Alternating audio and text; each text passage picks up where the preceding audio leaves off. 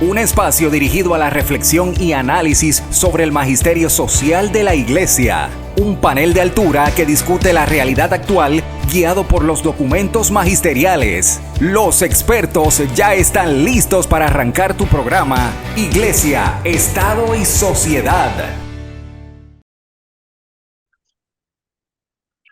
Saludos, bienvenidos a otra edición más de este programa Iglesia, Estado y Sociedad, este espacio del Instituto de la Doctrina Social de la Iglesia, desde el cual semana tras semana tratamos de traer para la atención de nuestros radioescuchas temas que puedan ser de interés e importancia, no solamente para la sociedad, sino también para la Iglesia. Y esta semana tampoco es la excepción.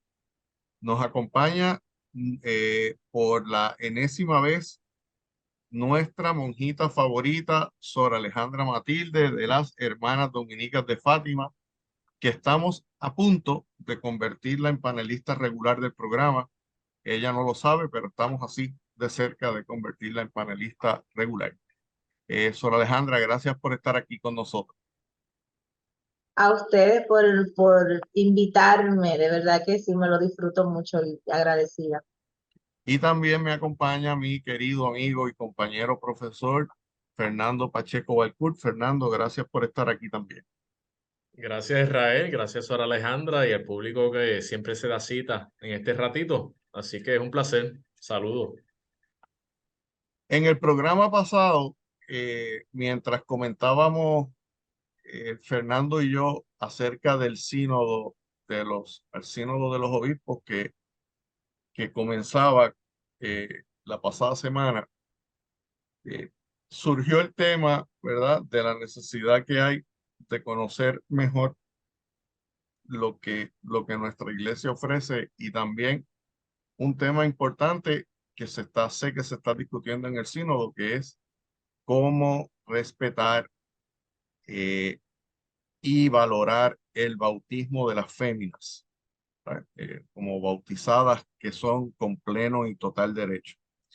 Y de esa discusión a mí me surgió inmediatamente la idea de que deberíamos hacer un programa sobre la vida consagrada, porque tenemos en nuestra iglesia cantidad de congregaciones religiosas, tanto de mujeres como de varones, que tienen una importancia particular, que son, según palabras que he escuchado decirle al mismo Papa Francisco, son los que mantienen la iglesia de pie, con sus oraciones y con su vida.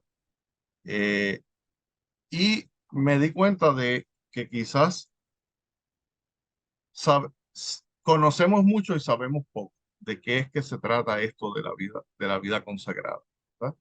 Y por eso quisimos traer a Sor Alejandra con nosotros, que es parte de ese sector de las personas, ella específicamente las mujeres, que han optado por esa vida consagrada y para la cual necesitamos más vocaciones, porque hacen un trabajo enorme, ¿verdad? Y por eso la hemos invitado aquí. Sor, tú perteneces a una congregación religiosa, ¿verdad?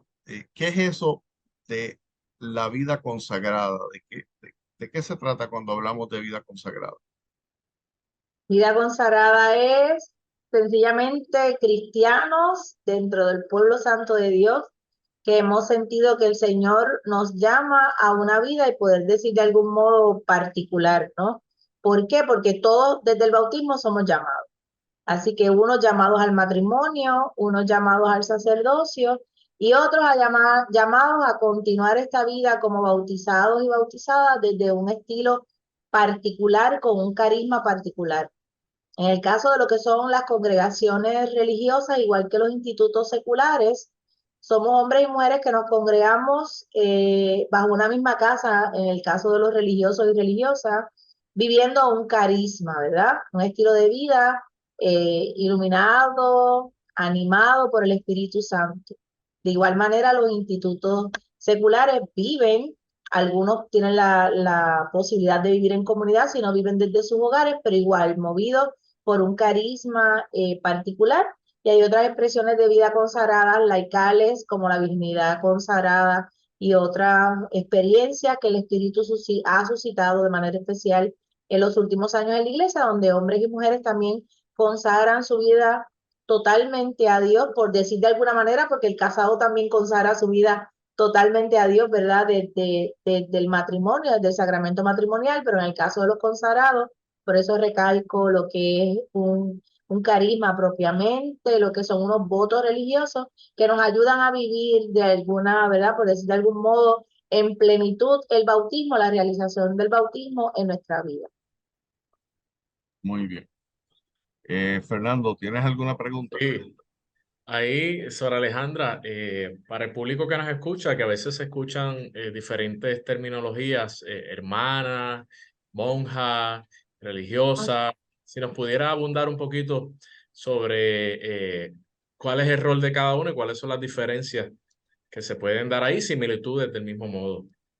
De manera coloquial, y en Puerto Rico de manera especial, a las consagradas que utilizamos hábitos, sobre todo nos dicen monjitas, ¿verdad? Todo el mundo que tiene un velo o que vive en comunidad, ¿verdad?, que es religiosa, nos dicen monjitas. Y la mayoría de nosotras no peleamos por eso porque es una manera que también uno aprendió a decir.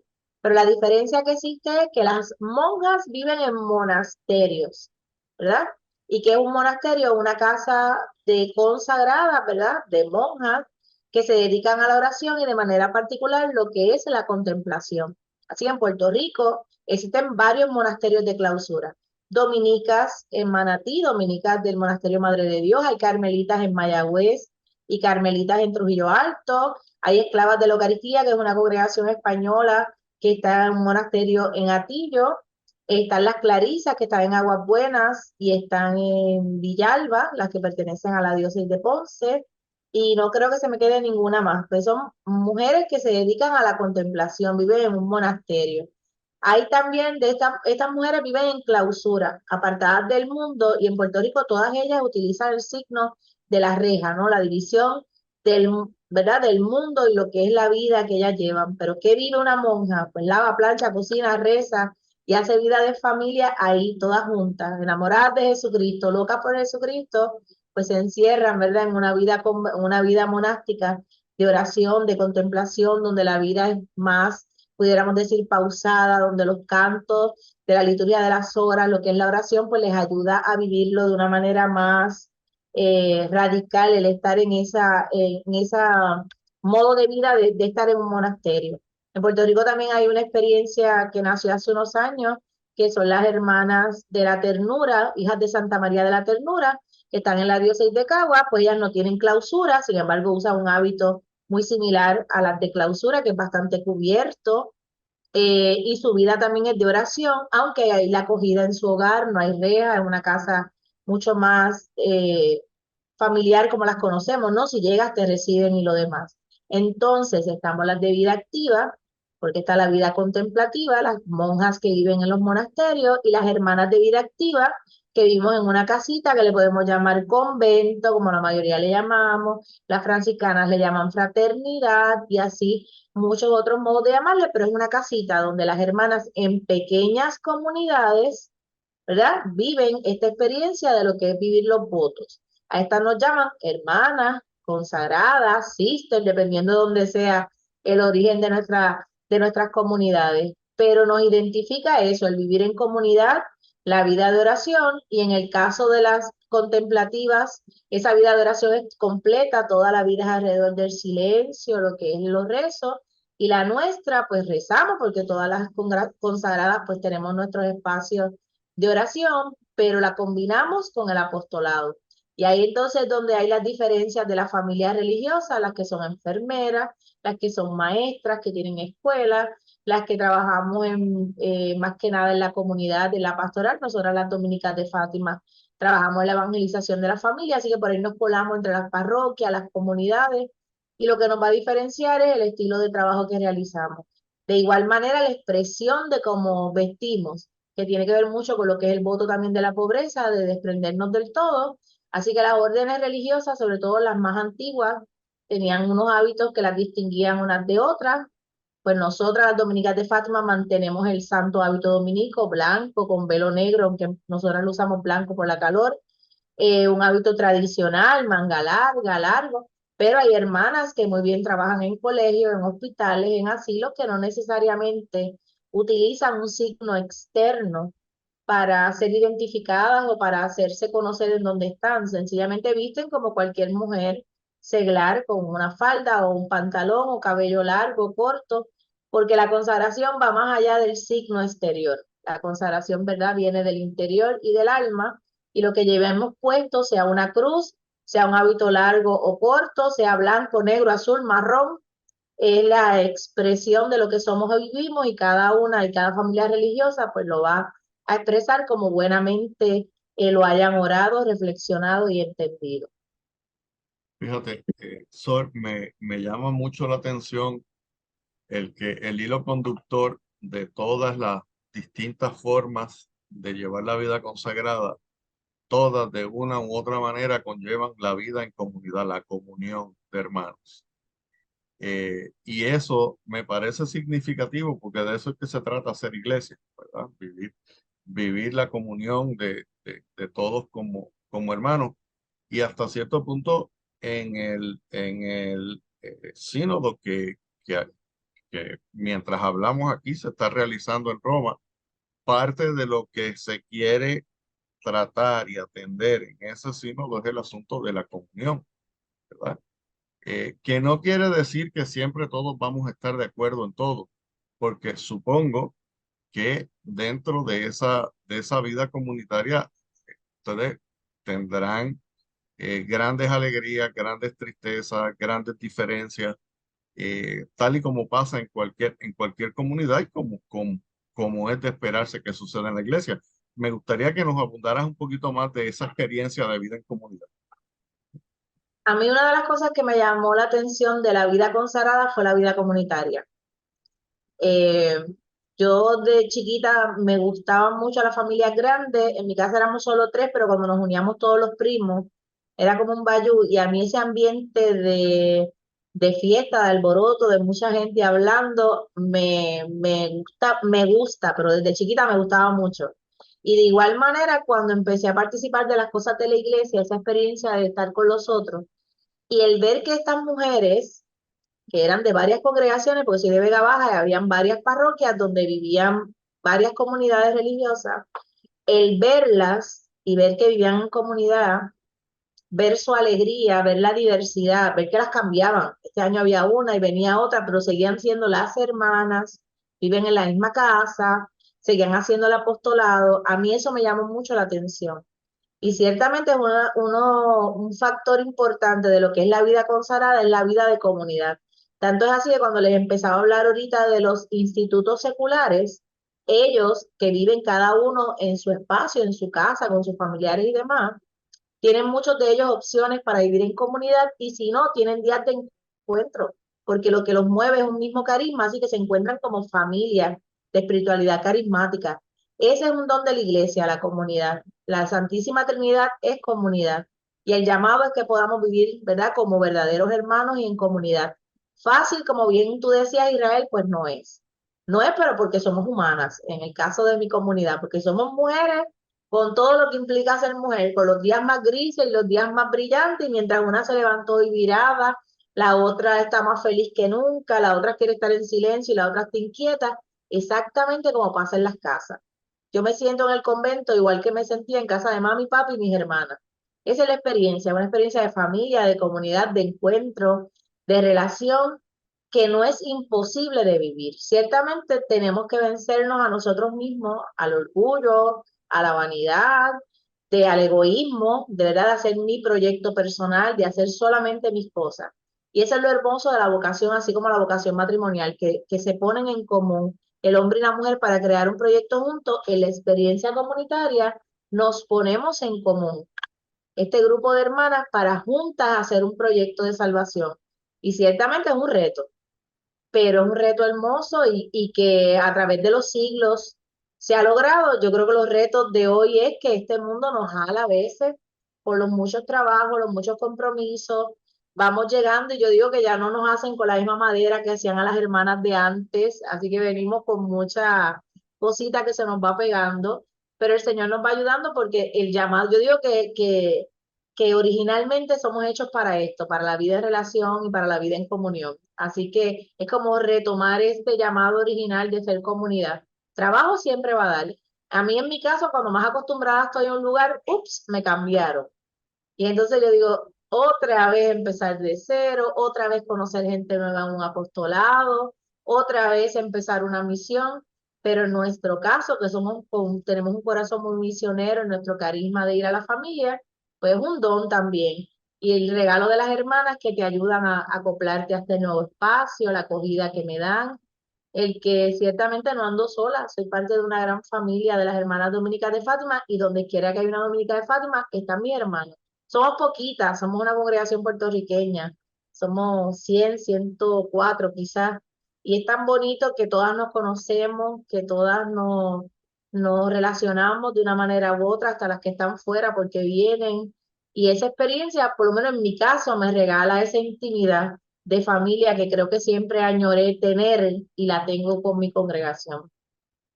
Fíjate, Sol, No, yo creo que eh,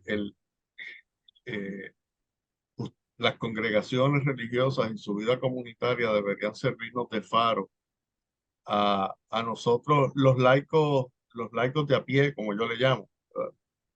Porque una de las cosas que yo creo que hemos perdido y que está muy mal que lo hayamos dejado perder es el asunto de la vida comunitaria a nivel parroquial, ¿verdad? Pues, se supone la Eucaristía es una celebración comunitaria, es una oración comunitaria, pero terminada la Eucaristía no deberíamos salir cogiendo cada cual a hacer lo suyo y olvidarnos de que estuvimos allí, ¿verdad? Creo que es algo que deberíamos tratar de comenzar a fomentar y hay algunas parroquias que son muy buenas en eso, hay otras que simplemente pues no lo hacen. Conozco un sacerdote que estaba en San Sebastián hace un tiempo y decía que él le echaba la bendición en la espalda a la mitad a la mitad de los feligreses, ¿verdad? Porque antes de que él le echara la bendición ya estaban saliéndose, él le echaba la bendición en la espalda. Ese concepto de la vida en comunidad que tan importante es, creo que es algo que tenemos que retomar y que ustedes con su vida de comunidad pueden ser un gran faro, una gran luz para el resto de nosotros imitar y seguir y conseguir, ¿verdad? En nuestras parroquias. Fernando, ¿tenías alguna pregunta? sí, sí, no, como bien dices, le añado a eso que yo conozco una parroquia, no voy a decir que si la gente se queda hablando afuera 5 minutos, le apagan las luces. O te regañan. Yo estuve hace poco en una y el padre decía, la canción de salida es de salida, y la que estaba en el medio hablando con la gente era yo. Así que dije, "Ay, Ay, qué salida", porque para empezar mi forma de ser y mi personalidad no hace que yo soy conversadora, pero sobre todo yo digo, si no me encuentro aquí con ellos, ¿cuándo me encuentro? Pero claro, Exacto. tenemos que idearnos, ser creativos. eso es así, eso es así. Tenemos que fomentar esa vida de comunidad y del mismo modo, pues yo entiendo que es la mejor manera para encontrarnos con el Señor en esa vida de comunidad. Yo creo que no hay otra forma. Y me gustaría, hablando de todo un poco, me gustaría, Sor Alejandra, que nos dijera cómo fue ese llamado, cómo fue ese proceso de discernimiento a la vocación. Y del mismo modo, el público, yo creo que está muy interesado en escuchar ese testimonio y cómo comenzó todo. Pues yo lo voy a... Vamos a hacer algo. Como sé que ese testimonio es interesante y no quiero que tengamos que partirlo a la mitad, vamos a la pausa y al regreso comenzamos con ese testimonio de el proceso el proceso Filo de conversión. de conversión, sí, de conversión y de enamoramiento con la vida consagrada de la querida Sor Alejandra. No se retiren, que en breve regresamos a Iglesia, Estado y Sociedad. Iglesia, Estado y Sociedad. Bienvenidos a esta segunda parte del programa Iglesia, Estado y Sociedad, este programa donde estamos conversando en el día de hoy con Sor Alejandra Matilde sobre el tema de la vida consagrada, el tema de las comunidades religiosas, ¿verdad? ¿Qué son? ¿Cómo entenderlas? Y antes de terminar el primer segmento, mi compañero le había hecho una pregunta a Sor Alejandra que nos parece que es importante que la discutamos. ¿Cómo fue ese proceso, verdad, de encontrar su vocación a la vida consagrada y principalmente con las hermanas dominicas de Fátima? Pues mira, vamos a ver cómo lo hacemos resumido. Mi historia es un poquito larga, pero yo soy buena resumiendo. Yo crecí como mucha gente ya sabe, porque me ha escuchado muchas veces, ya sea en este programa o en otros por ahí. He sido cristiana toda la vida, católica toda la vida, de una familia, ¿verdad?, que me encaminaron en la fe, y quizás eso debió haber sido un factor para facilitar mi caminar, pero a mí como que no me ayudó mucho, porque en medio de ser de una chica de iglesia y demás, pues claro, siempre que venía la inquietud de ver a estas mujeres, sobre todo la alegría de las consagradas, y yo siempre las menciono, las hermanas de la Divina Providencia, las religiosas del Sagrado Corazón de Jesús, que las conocí en la Universidad del Sagrado Corazón, las hermanas en mi parroquia, habían, en las parroquias cercanas, terciarias capuchinas, habían hermanas apostolinas, habían hermanas de Perpetuo Socorro. O sea, yo tuve la oportunidad, antes de mis 20 años, desde mis 13 quizás, ver religiosas, sea porque estuvieran en mi parroquia o en las parroquias cercanas. Así que la vida religiosa se me hacía natural, cercana. Podía ver mujeres que, aunque podamos decir, ay, las que son educadoras, serias, rectas, yo las veía muy alegres, muy dinámicas en actividades juveniles, en la diócesis de Arecibo. De verdad que mi experiencia fue bien bonita de conocerlas. Y en ese conocerlas, ver su alegría, y como les comentaba en el segmento pasado, ver lo que era la vida de comunidad, como estas mujeres sin ser nada, se convierten en hermanas, en familia. A mí eso me atrajo mucho, pero por lo mismo de estar en la iglesia pensaba, bueno, ya yo le sirvo al Señor, yo no tengo que consagrar mi vida más allá de conseguirme un novio y casarme. Sí, esa lucha fue grande porque desde bien jovencita, esa vida de las hermanas, esa alegría que yo veía en estas mujeres que no tenían esposo, que no tenían hijos, que no tenían carro propio, que no tenían, no manejaban dinero, y si tú las veías con dinero es que sacaban de la cartera 2 o 3 pesitos. Dice, esa vida tan simple, y yo las veía felices. Las que tenían hábito, pensar que toda la vida con el mismo hábito. Y las que usaban ropa de seglar, tampoco era que tenían como el mega closet, porque yo le conocía todas las modas de ropa que tenían. Así que era una vida muy práctica y muy sencilla. Fueran más hermanas más abiertas, por decir de algún modo, que vivían una vida como más natural, que a las que eran más conservadoras, que tenían hábito, tú veías que tenían como un horario, una estructura mayor en la casa. A todas las veía igual, felices, libres, espontáneas, y yo decía, diache, a mí eso como que me inquieta. Visitar a la que visitara, conociera a la que conociera, a mí me inquietaba, pero más me inquietaban los nenes, así que eh, vivía enamorada de medio grupo juvenil y de media parroquia, y como cualquier otra nena que íbamos a los paris y la pasábamos súper bien, luego a la universidad, pero con ese deseo de sentir que Dios verdaderamente me estaba pidiendo algo, pero yo decía, no, no, no.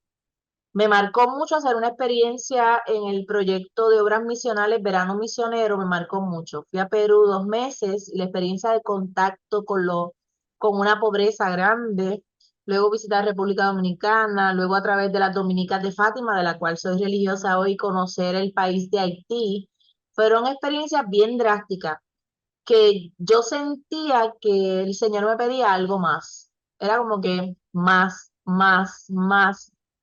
Y yo decía, Dios mío, pero si ya estoy en la iglesia, ya he ido de misión, ya. Entonces ahí es que uno empieza a decir, bueno, déjame probar, déjame intentar, déjame, más allá de la misión, ¿qué le puedo dar a Dios? Pues bueno, tratar de escucharlo a través de estas comunidades religiosas que en algún momento me han llamado la atención. Yo, por mi forma de ser, no pensé que iba a ser una monjita con hábito.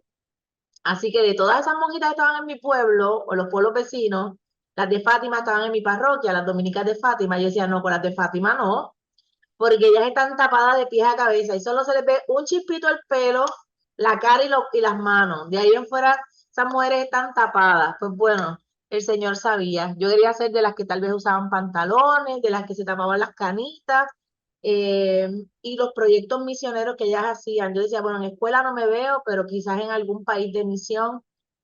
Y en ese deseo de querer escuchar la voz de Dios, pues me daba mucho miedo a equivocarme, mucho miedo a no ser feliz, mucho miedo a no encontrar lo que buscaba. Así que me resistí mucho. Yo entré a la comunidad de las Dominicas de Fátima luego de discernir entre unas y otras.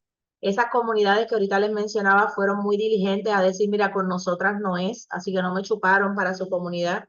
Todas ellas me empujaban a Fátima, yo me alejaba de Fátima. Y yo, "Ay, es que ellas usan hábitos, es que ellas", y las monjitas veían que por aquí era el carisma y me iban echando hacia las de Fátima. Y yo entré y estuve 2 años, pero en esa misma inquietud yo decía, no, no, no, es que yo todavía me falta viajar, yo quiero terminar de estudiar, yo quiero hacer muchas cosas. Y salí. Y las hermanas fueron tan diligentes de acompañarme verdaderamente en ese proceso, de ir, probar, mirar, conocer el carisma, más tiempo, estar con las hermanas. Pero luego que salí, pues terminé de estudiar y todo lo demás en esos primeros añitos que todavía no hay votos ni nada. Eso es lo bonito de la vida religiosa, hay la experiencia de venir, probar. Y definitivamente peleé mucho con el Señor, porque yo decía que yo quiero casarme, yo quiero tener muchos hijitos, yo quiero, tú sabes, los míos jugarían pelota con los de Pacheco. O sea, era como que yo quiero tener una vida normal, porque pensamos que es que esta vida es anormal. Y en ese proceso y en esa búsqueda, pues les soy sincera, tuve novio, salí, brinqué, bailé, paseé, me fui de viaje con mis amistades y siempre quedaba eso que pasaba antes de entrar, cuando era más nena, siempre me quedaba con ganas de más. Hasta que un día dije, mira, si sigo intentando, va a ser lo mismo porque es sincerarse uno delante de Dios. Y a veces uno piensa que Dios lo que tiene para uno son cargas pesadas, que te está quitando cosas y no que te está dando, aunque aparentemente es menos. Ciertamente yo tengo mucho menos de lo que tiene otra gente, que era mi miedo no tener, ni que hubiera sido rica en casa con mami y papi, pero el miedo de no tener, quiero tener más. Pero el Señor en este menos que me daba o me invitaba, sencillamente me iba a dar más. Por ejemplo, con el tema de la maternidad, era algo que yo tuve que luchar mucho con el Señor, porque yo soñaba ser madre. Mi mamá, para mí, es la mejor mamá del mundo, pero mi abuela era una chulería, mis tías también. Así que los matrimonios que yo veía en la iglesia eran matrimonios lindos, yo quería eso. Y tener que decirle al Señor, ok, yo te entrego mi proyecto, pero el tuyo me tiene que superar las expectativas, porque si no, y que el Señor supera las expectativas. Él como esposo, pues excelente, maravilloso. Yo soy la que como esposa me tengo que portar cada día mejor. El ser madre que jamás pensé y siempre peleo y digo que soy tía porque no me quiero sentir vieja. Y yo soy excelente tití con mis sobrinos de casa. Así que yo decía, pues seré tití. Y como el Señor me va regalando experiencias muy maternas, desde la acogida, desde el acompañamiento. El que de adolescente decía, no, porque es que yo me quiero casar y quiero tener muchas casas. Pues gente, yo tengo muchas casas en el convento, ya he vivido en Haití, en República Dominicana, en Maunabo, en Bayamón, en Yauco, en Guánica, en Ponce. ¿Quieren más casas? O sea, que uno lo que tiene es, como dicen los muchachos por ahí ahora, dejarse sorprender por Dios.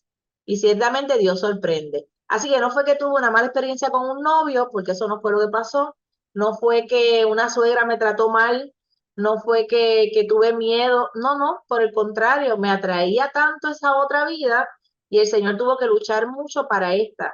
Hay hermanas que sencillamente desde jovencitas han pensado que eso es lo que el Señor les pide y han venido al convento. En mi caso, no. En mi caso tuve que aprender quizás a confiar mucho en el Señor, porque era una nena buena de iglesia, pero me faltaba de verdad confiar en el Señor y creerle que en esta invitación, pues me iba a hacer muy feliz. Yo siempre lo digo, yo era feliz y si me hubiera casado sería una mujer muy feliz, pero yo ahora soy muy, muy, muy, muy feliz porque no tan solo hago lo que aprendí en el descubrimiento, ¿no? de esta vida consagrada, sino también la experiencia de dejar a Dios ser Dios en mi vida y que me sorprendiera con todo lo bueno y bonito que tenía para darme en esta consagración. Y de verdad les digo que es hermoso, como cuando ustedes me cuentan de su familia, de sus hijos, de sus esposas, así es esta vida. Cuando tú encuentras tu lugar, encuentras tu espacio, es cuando te pones el zapato cómodo y puedes pasar toda la noche bailando en esa fiesta. Así es cuando tú encuentras tu vocación, ese tenis seguro con el que te puedes amanecer dando una buena bailadita, pues así de cómodo cuando uno está en su lugar vocacionalmente. Y Sol, definitivamente tú andas para arriba y para abajo con una pajanda de muchachos aquí en la universidad.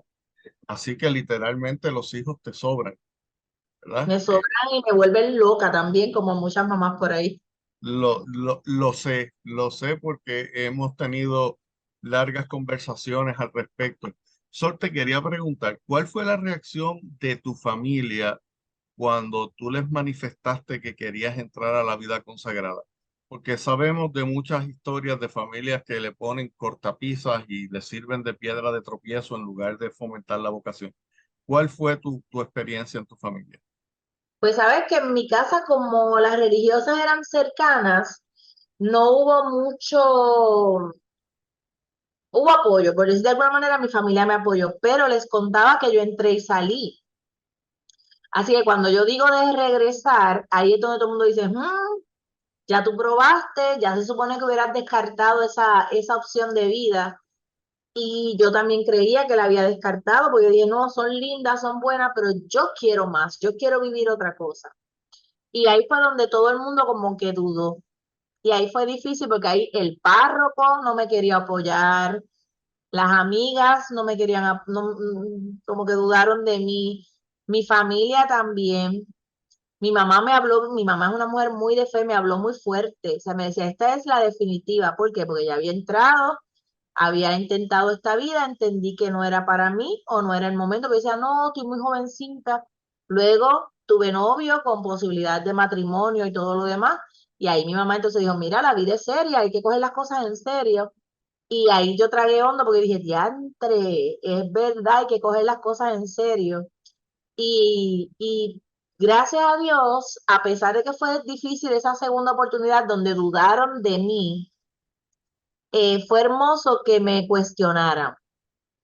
He tenido amigas en el proceso de su familia no las apoyaron y entonces pues sufrieron mucho porque algunas pues no pudieron dar el paso o no se atrevieron por no contar con los apoyos de sus papás o han sufrido mucho por la soledad que implica esos primeros años de no contar con el apoyo de familiares y amigos. En mi caso me apoyaron, aunque en la segunda vuelta fueron muy fuertes conmigo, pero yo lo agradezco porque siempre me han hecho asumir esto con seriedad y responsabilidad. Pero es normal que lo duden también. Es normal que a veces no crean en uno, porque es que esta vida es radical. Es como cuando le presentas a un muchacho o una muchacha, ¿verdad? Ahí, mira, que esta es la noviecita que tengo, cojan las cosas en serio, esto es, entonces la gente se paniquea. Pues es lo mismo. Pero los papás sobre todo dudan porque esta vida tampoco es tan conocida y a veces les cuesta apoyar, porque siempre pensamos que todos nos vamos a casar. Y entonces cuando una hija o un hijo comunica que se siente llamado a vivir en castidad, a quedarse toda la vida solo, un sacerdote, vivir en celibato, aunque no haga los votos de pobreza, de obediencia, no tenga que estar en una comunidad con un superior, los papás se cuestionan, mi hijo, o qué desperdicio, como dicen las muchachas hoy, y es normal que la gente pues dude o cuestione, pero sobre todo yo creo que el poder acompañar, no importa lo que decidan, no importa lo que pase, el apoyo es muy importante que los papás le den a los hijos. Yo conté con apoyo, aunque el apoyo fue apretadito al final, pero conté con un apoyo que hasta el sol de hoy, mi papi desde el cielo, pero mi mami desde acá todavía cuando ve que la nena necesita una palabra de aliento con fuerza, pues me la da como se la da a mis hermanas con relación a su matrimonio, y eso es necesario. Doctora Alejandra, el público que nos escucha, dentro del público que nos escucha, estoy seguro que hay eh, niñas, jóvenes, damas que les gustaría o han sentido esa inquietud, ese llamado tal vez y tienen muchas dudas, tienen mucho miedo. ¿Qué consejo usted pudiera darle a ellas Y dentro de ese mismo consejo me gustaría pues que vaya de la mano con el proceso general de discernimiento, cómo debe ser todo ese procedimiento para que uno pueda tener ese corazón dispuesto y escuchar la voz del Señor. Yo creo que lo más importante es buscar quién nos acompañe. Y les soy honestos, es lo más difícil. Es lo más difícil porque a veces las monjitas, a veces que estamos desesperaditas que vengan muchachas, entonces hay que tener mucho cuidado de no quemar etapas. Lo más bonito en el proceso, yo desde que un chico hace primera comunión, es que mantenga ese acompañamiento de una manera u otra con un sacerdote, un consagrado, que lo pueda guiar en el camino de la fe, ¿verdad? La catequesis termina, pero la parte espiritual no termina. Hay que empezarla. Entonces hay que guiar a los niños y a los jóvenes en este caminar de la fe, de poder leer, ¿verdad? Lo que Dios nos está diciendo. Yo en broma siempre digo que mi esposo habla en arameo, en hebreo, yo no sé qué habla, pero yo no le entiendo a veces. Entonces, bromeo con las hermanas, bromeo con los jóvenes, pero es cierto, a veces no entendemos lo que Dios nos está diciendo y hay que hacer discernimiento. Por eso es que hay que discernir, como cuando uno va a hacer la lista de compras, a las muchachas yo le digo, cuando tú vas al supermercado con 25 pesos que te dio tu mamá para que le compres 3 cosas, ya los chavos no dan. Entonces tienes que discernir cuál es la carne que vas a comprar, cuál es la leche que vas a comprar. Así mismo es en la vida espiritual y en la vida para optar vocacionalmente. Tenemos que ante todas las opciones que el mundo nos ofrece, que en la misma iglesia nos da, poder mirar qué es lo adecuado para nosotros, qué dones y talentos tenemos y cuál el Señor quiere, ¿verdad? ¿Dónde el Señor quiere que los pongamos a producir esos dones y talentos? ¿En qué lugar? ¿En qué lugares? ¿Verdad? Entonces hay que descubrir. Así que lo más importante es encontrar una persona que nos acompañe. Algo muy hermoso, hay grupos creados propiamente de discernimiento vocacional. Yo creo en los grupos mixtos porque lo creo, pero en definitiva las comunidades religiosas tienen espacios para las chicas y los varones para los chicos. No es problema si se mezclan, pero ciertamente hay una particularidad cuando estamos todas las nenas juntas o todos los nenes juntos. Un discernimiento general como hacemos en pastoral universitaria, hablar de todas las vocaciones, lo hacemos mixto, pero ya cuando la cosa se va afinando, es bueno que se vayan acercando a espacios que respondan a esas inquietudes particulares, como ser consagradas, las chicas y los consagrados o sacerdocios, pues ya sea una comunidad religiosa o al seminario, porque la vida religiosa va a tener sus etapas, como el seminario, un tiempo de estudio, de formación, de preparación. No hay que quemar etapas, hay que ir al paso, como dicen nuestros hermanos dominicanos, poquito a poco. Así que importante acercarse a otro para que guíe a otros para que descubramos que no vamos solas ni solos. En el proceso de discernimiento uno se siente que se está volviendo loca o loco. Y los que tienen novia o novio lo sabrán cuando los amigos que no tienen novio, que no tienen novia y las amigas que no tienen novio, pues entonces dicen, ah, que estas te enamoras. No, es que los intereses empiezan a cambiar porque la vocación empieza a reclamar. No es que te vas a alejar de los amigos, pero ciertamente hay que compartir con el novio, con la familia del novio, porque es lo que va a ser mi nueva vida, lo tengo que conocer exactamente igual en la vida consagrada. Hay que acercarse a alguna comunidad. Si tengo inquietud para ser misionera, pues no voy a estar con las monjas de clausura. Me voy a acercar a las hermanas de vida activa que tengan experiencias de misión. Y eso va a ayudar a ir haciendo discernimiento. Algo bien importante, si no haces clic con el acompañante espiritual, sea una consagrada, un sacerdote, pues no pasa nada, buscamos otro, que a veces como decimos, es que yo como que con Padre José, con Padre Luis, con Padre, no hay ese clic, pues no pasa nada, vamos a buscar con quién hacemos el clic, porque ciertamente quien te acompaña espiritualmente, pues va a darte unas pautas, unas guías, pero el camino lo vas a hacer tú y se tiene que dar en un ambiente de confianza, de sinceridad, de espontaneidad y también de creatividad, porque el Espíritu Santo es creativo y no sabemos qué nos vaya a proponer en ese discernimiento. Así que un joven que me escuche, chico o chica, de manera especial a las chicas, para que nos visiten a las Dominicas de Fátima, que no tengan miedo, porque el Señor no se equivoca, nos podemos equivocar nosotros, pero el Señor no. Así que nos va a ir poniendo lucecitas en el camino para ir guiando por dónde debemos ir. Y es bonito, el discernimiento es hermoso. Muy bien, se nos ha terminado el tiempo, lamentablemente. Esta conversación ha estado interesantísima. Gracias, Sor, por tu generosidad para con nosotros en el programa y tu generosidad con nuestro público de abrir tu corazón, ¿verdad? Y contar estas cosas íntimas que no mucha gente conoce. Así que te agradecemos profundamente y agradecemos profundamente todo el trabajo que haces en la universidad, que es un trabajo enorme. No haces mucho ruido, pero haces mucho trabajo y eso está muy bien. Así que El ruido lo hacen los muchachos, los apro- apro- protagonistas son ellos. aprovecho para públicamente felicitarte por ese trabajo que haces en la universidad y sé que los muchachos lo aprecian muchísimo y te quieren muchísimo también.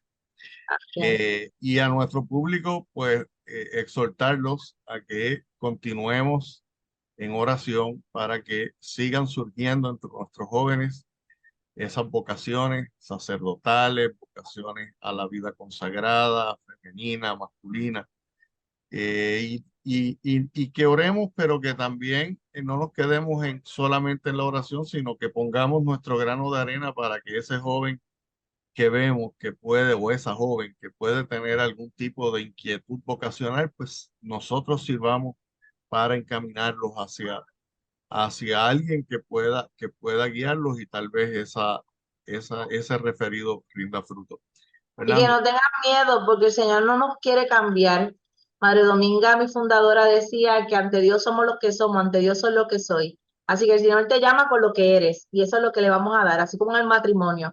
A cada uno de ustedes el Señor los llamó a que pusieran lo que son, y esa es la riqueza de la vocación. Amén. muy bien. Fernando, ¿algo que añadir antes de despedir el programa?